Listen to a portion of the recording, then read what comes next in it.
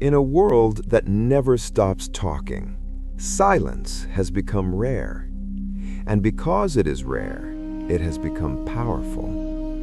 Most people believe that strength comes from words, from explaining, defending, arguing, proving. But the Buddha taught something very different.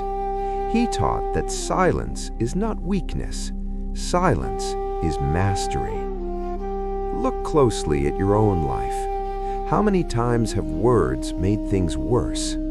How many arguments began because someone needed to be right? Words spoken in anger cannot be taken back. Words spoken from ego leave wounds. But silence creates space.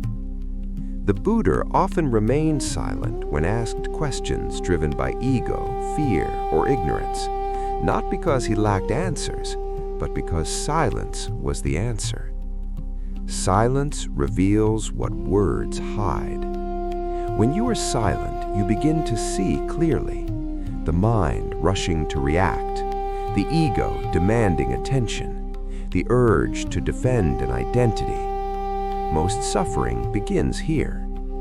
Words are often reactions. Silence is a response. And there is great power in that pause. When someone insults you, the untrained mind reacts immediately, but the trained mind pauses. In that pause, anger loses its fuel. In that pause, wisdom appears. The Buddha taught that right speech begins with right silence. Not every truth needs to be spoken. Not every thought deserves a voice. Silence is discipline. It takes strength to remain silent when your ego wants to shout. It takes awareness to listen instead of preparing your reply. But those who master silence begin to notice something important. They are no longer controlled by emotions.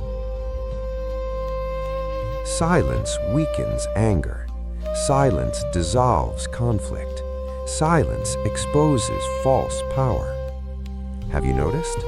The calm person in the room always holds the real authority.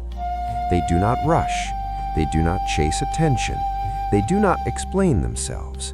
Their presence speaks louder than words. This is why silence is feared, because silence cannot be manipulated. The Buddha said that a noisy mind is a suffering mind. When you speak constantly, you cannot hear yourself. But in silence, the mind slows down. Thoughts rise and fall, and for the first time, you are not lost in them. Silence is where self-knowledge begins. This does not mean you should never speak. It means you should speak consciously. Speak when words bring clarity. Speak when words bring compassion. Speak when words reduce suffering. Otherwise, let silence do the work. Silence teaches patience. Silence teaches humility. Silence teaches presence.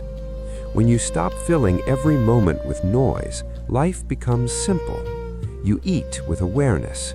You walk with calm. You listen deeply. And people feel this. They trust those who speak less but mean more. The Buddha understood that silence is not emptiness. It is full awareness.